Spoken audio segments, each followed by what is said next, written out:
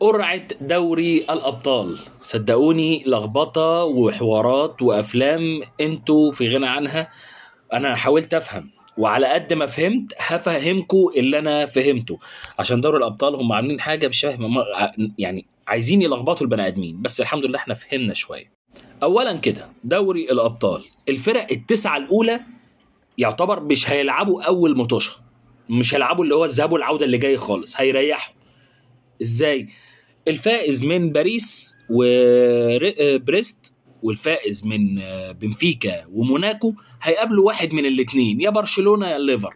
تمام، يعني الفائز من هنا والفائز من هنا هيتعمل قرعة وهنشوف هيقابلوا برشلونة ولا الليفر. تمام، ده اولا، ده تمن النهائي بالنسبة للفرقتين التانيين.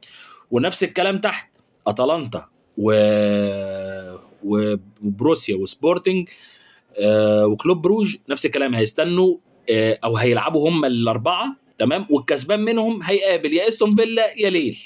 تمام، عشان انا كده بحاول اوضحها لكم ببساطه جدا، لان لسه بعديها في قرعه تانية اللي هي طبعا القرعه الكسبان من اتلانتا مثلا وكلوب بروج والفائز من سبورتنج لشبونه وبروسيا هيعملوا قرعه على اللي يقابل مين، استون فيلا ولا ليل.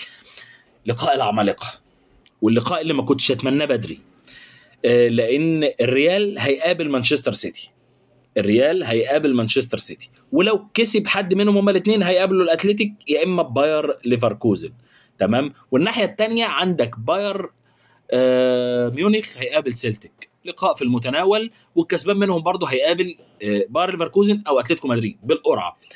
طبعا اتمنى الريال، ولكن في نفس الوقت اتمنى مانشستر سيتي اللي بقى لينا حد فيها، عمر مرموش، ابننا عمر مرموش ده اتمناه، بس مش عارف يعني هنشجع مين. يعني لو ريال جاب جون هنسقف، ولو مانشستر سيتي جاب جون برضه هنسقف.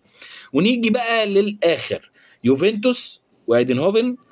تمام، وعندك اي سي ميلان برضه حلوه المجموعه. دوري ابطال السنه دي وفي نورد.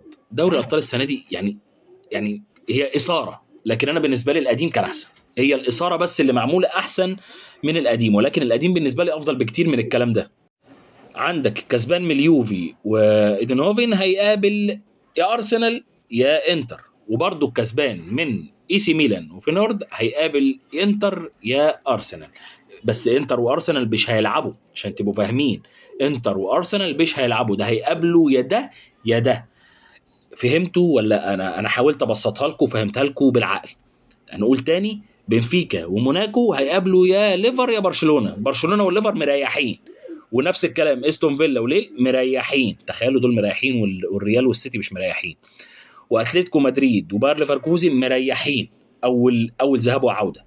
وانتر وارسنال برضو مريحين ذهاب وعوده. مين اللي يلعب بقى الذهاب والعوده؟ ريال والسيتي، باير وسيلتيك، باير ليفركوزن، قصدي بروسيا دورتموند وسبورتنج، بنفيكا وموناكو، اي سي ميلان وفينورد. دول اللي هيلعبوا الذهاب والعوده. كده انا قدرت افهمكم دوري الابطال وبعد القرعه، وجبتها لكم بطريقه مبسطه وبسيطه. اتمنى الناس تكون فهمت قرعه دوري الابطال الاولى. القرعه الثانيه خلاص هتبقى سهله، لان كل فرقه هتبقى طلعت الثانيه.